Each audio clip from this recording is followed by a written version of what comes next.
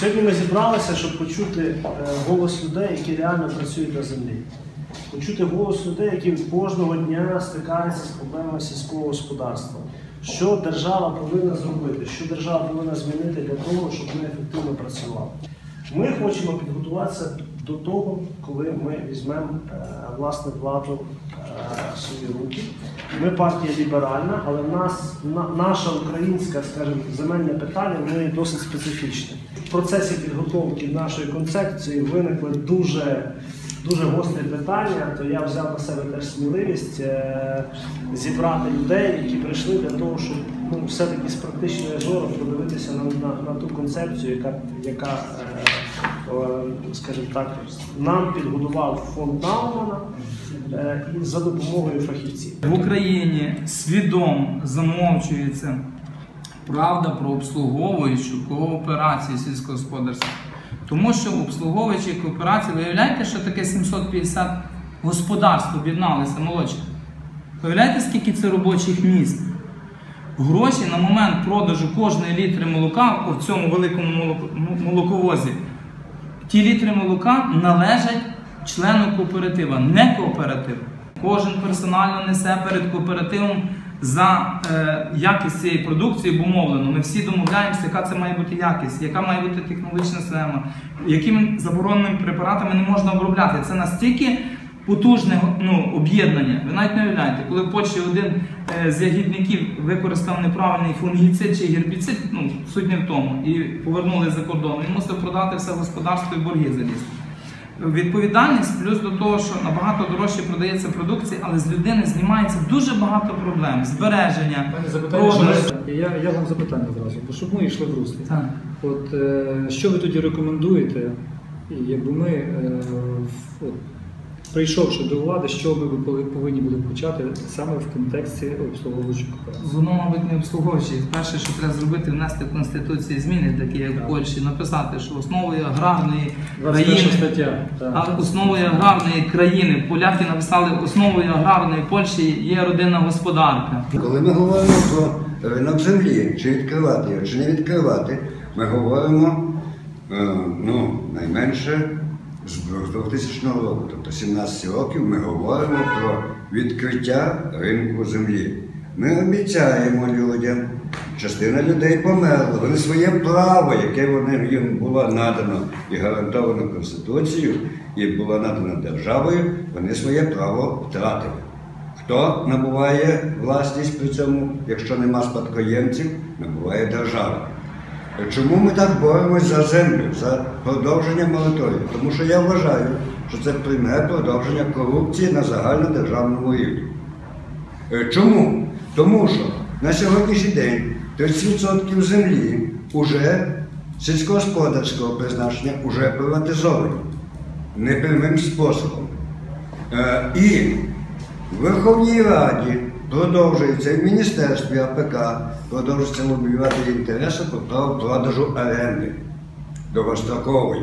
Тобто ми вуалюємо продажу землі, ми не хочемо виходити в світло, ми хочемо залишатись в тіні і в тіні робити темні свої справи. Чому фермер не може розвиватися? Тому що в кінці кінців ми говоримо про те, що нема сформульованого ринку землі. Да ніколи в тіні не сформується ринок землі. В свій час я виступав на Верховній Раді, на слуханнях, парламентських слуханнях в Верховній Раді. Я запропонував свою концепцію відкриття ринку землі. Яким чином?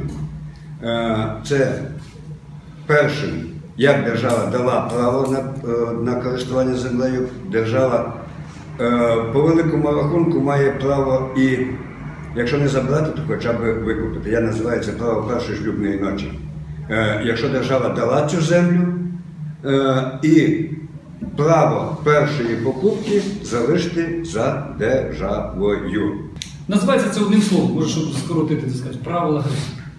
От якщо правила гри є, то можна це робити. Я сказав вам, що ми вбачаємо на державі, я не хочу при нинішніх судах, ми знаємо які, так?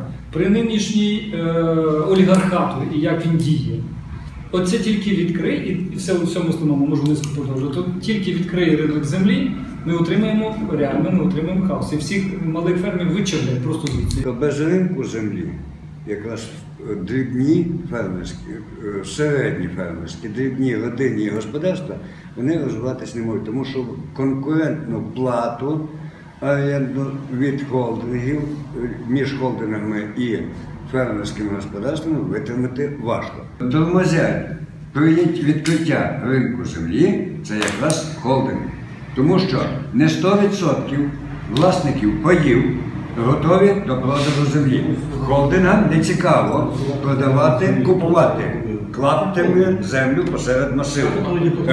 Фермеру така позиція цікавіша. Якщо я бачу, що в Польщі 300-500 гектарів, вони зразу регламентують. В Данії там 53 гектари, я можу там проводити, до речі, там є ті дані, так? Коли там право має, якщо має освіту, відповідно належний стаж роботи, це правила гри. І ключове для мене таке, ну на сьогоднішній день, ви як можете сказати, і місце проживання не більше 20 кілометрів від ділянки. І тоді воно має сенс все. І тоді включається і проча корпорація, і то, що ви кажете, можна так робити. Оце ми говоримо на фіналі. Коли все це є, окей. Відкриття За це говоримо, давайте тоді реалізуємо. Відкриття ринку говорить про те, що правила гри мають бути вироблені. Ну, для того, щоб розробити, вони виробляються одним законом. Коли будуть створені прозорі правила гри, ми будемо боротися, щоб вони найшвидше почали продавати з певними обмеженнями. Друге питання. Основна підтримка фермерів – це дуже дешеві кредити. Крапка. Фермери До є однопосібників. Значить, всі, хто на землі, то є фермер. Не всі. Хто? Концепцію Він не має посвідчення. Чекайте, значить, і ви вірите в це? Почекайте. Ми беремо владу і це зробимо. Законодавчо. Значить, третє питання. Максимально обмежити втручання держави в сферу, якщо треба робити, організовувати що? Обслуговуючи кооператив. І саме головне, ми теж воюємо. Єдиний податок на гектар землі, закон є. І єдина назва і статус землероба в Україні.